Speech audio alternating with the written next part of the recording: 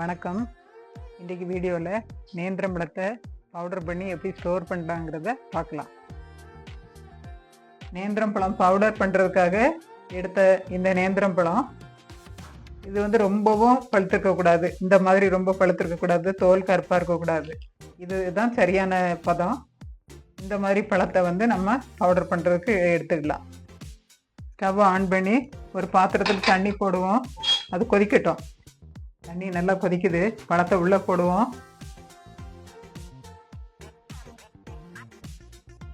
பழம் வெடிக்கணும். அந்த டைமில் அது வெடித்த உடனே நம்ம எடுத்துடலாம் வெளியே.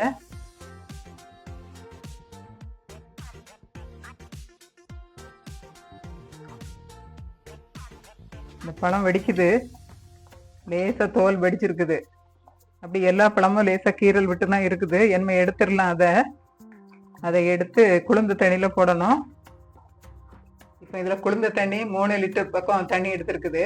அதில் 3 கிராம் பொட்டாசியம் மெட்டாபைசல்ஃபேட். இது பாதுகாப்பான் ப்ரிசர்வேட்டிவாக யூஸ் பண்ணுறோம். நல்லா கரைச்சி விட்டுறலாம்.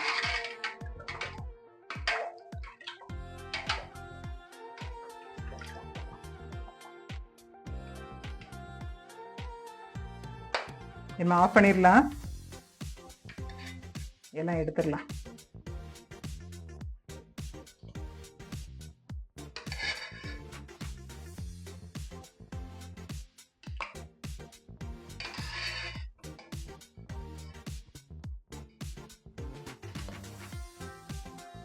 கேஎம்எஸ் கரைச்சி தண்ணியில் நம்ம போட்டிருக்கோம். இப்போ இது ஒரு 15 மினிட்ஸ் இதில் ஆறணும்.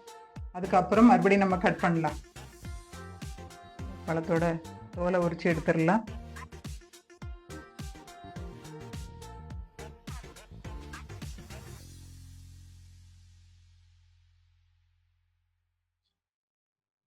பழத்தை ட்ரை பண்ணுறதுக்காக ஒரு ட்ரேயில் பட்டர் பேப்பர் போட்டு வச்சுருக்கிறேன்.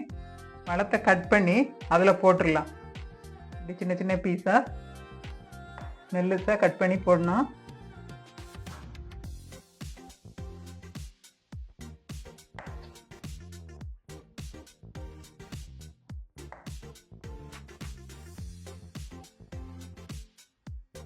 நேந்திரம் பழத்தை கொதிக்கிற தண்ணியில் போட்டு அதுக்கப்புறம் ஆற வச்சு கட் பண்ணி நம்ம நேற்றே போட்டிருக்கோம். ஒரு நாள் ஆகிருக்குது. ஒரு நாள் வெயிலில் இது ஓரளவு நல்லா காஞ்சிருச்சுது. இன்னும் 2 நாளையில் நல்லா காஞ்சிரும். மறுபடியும் அது எப்படி பவுடர் பண்ணலாம், அதை எப்படி யூஸ் பண்ணலாங்கிறத பார்ப்போம். நேந்திரம் பழம் நம்ம காய வச்சது நல்லா காஞ்சிருக்குது. 2-3 நாள் காஞ்சிருக்குது. இதை மிக்சியில் அடித்து பொடி பண்ணிக்கலாம். மிக்சியில் அடித்து பொடி பண்ணியிருக்கோம். பொடி நல்லா நைஸாக அரைச்சிருக்குது.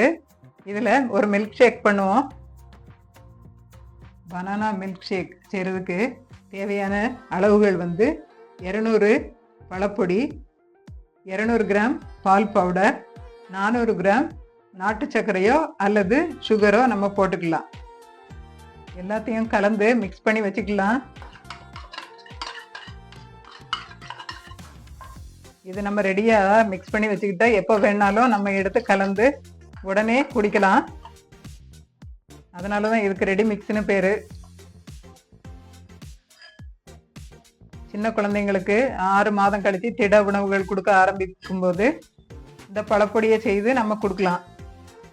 150 ml தண்ணியில் 30 கிராம் நம்ம போட்டு கலந்து வச்சுக்கிட்டு அப்புறம் கொதிக்க வைக்கணும். 150 ml தண்ணியில் 30 கிராம் இந்த மிக்ஸை போட்டு நம்ம கலந்து வச்சுக்கிட்டு கொதிக்க வைக்கலாம்.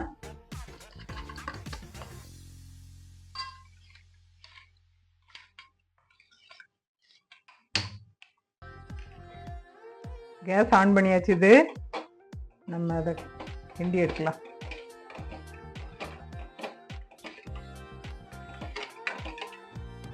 அந்த மிக்ஸ் நல்லா கொதிச்சிருச்சுது. நம்ம குடிச்சு பார்க்கலாம் எப்படி இருக்குதுன்ட்டு. பனானா மில்க் ஷேக் ரெடி ஆயாச்சு.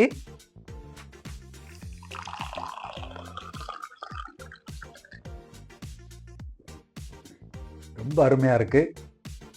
எல்லாரும் குடிக்கலாம். பனானா மில்க் ஷேக் பவுடர் பழத்தில் பண்ணியிருக்கிறேன். அதே முறையில் காயிலே நம்ம பண்ணலாம்.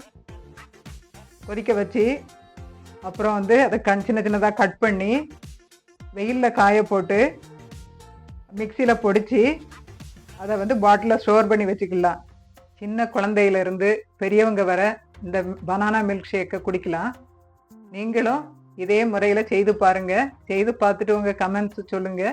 நன்றி, வணக்கம். அம்மா கைவண்ணமே சுவையும் மனமும் பிரமாதமே. அம்மா கைவண்ணமே சுவையும் மனமும் பிரமாதமே. அம்மா கைவண்ணமே சுவையான இனிப்பு வகையும் முறுமுறுப்பான முறுக்கு வடையும் உடலுக்கும் மனதிற்கும் நல்ல ஆரோக்கியத்தை கூட்டும் சுவையும் ஆடை அலங்கரிக்கும் தையல் கலையும் பல பயனுள்ளதான யோசனையும்.